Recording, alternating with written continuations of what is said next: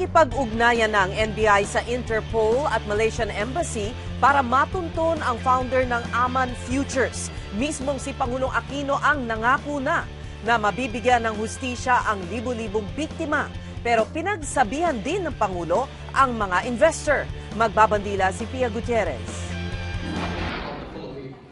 Giit ni Pangulong Aquino noong Hulyo pa nagabala ang DTI sa mga investor ng Aman Futures pero hindi ito pinakinggan. Yung mga tumutupad na kanilang tungkulin na ma-prevent ngayon mga ganitong mga scam, sana tinutulungan po imbis na pinahirapan nyo sa trabaho. Nagsangla ng lote sa halagang 10,000 piso si Rowena para may maibayad sa Aman Futures. Pangako kasi sa kanya, dodoble ang 10,000 sa loob lamang ng kalahating buwan. Pero biglang nagkasakit ang anak ni Rowena.